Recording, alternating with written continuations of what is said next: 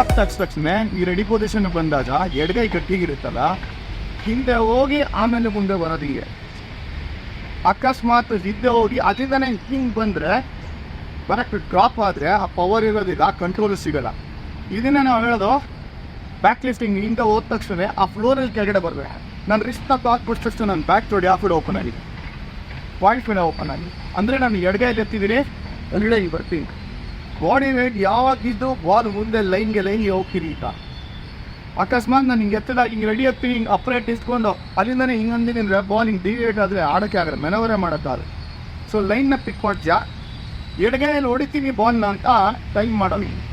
ಹಿಂಗೆ ಎತ್ತಿದ್ಯಾ ಟೈಮ್ ಮಾಡ್ತೀಯಾ, ಹಿಂಗೆ ಎತ್ತಿದ್ಯಾ ಟೈಮ್ ಮಾಡ್ತೀಯಾ.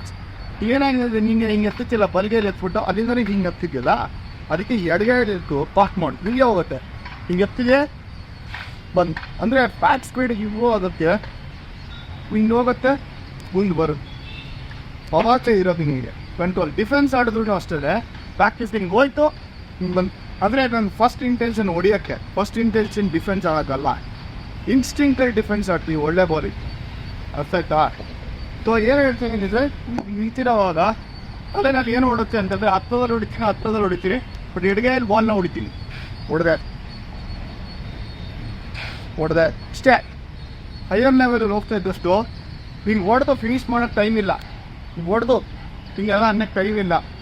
ಒಂದು ಗೋಲಿಗೆ 130 ಇನ್ ಲೆವೆಲ್ಗೆ ಅಂತಂದರೆ ಹುಡುಗಿನೇ ನೀವು ಹೊಡಿತೀನಿ, ಈ ಆ್ಯಂಗಲಲ್ಲಿ ಹೋಗೋಕ್ಕೆ ಅಷ್ಟೇ.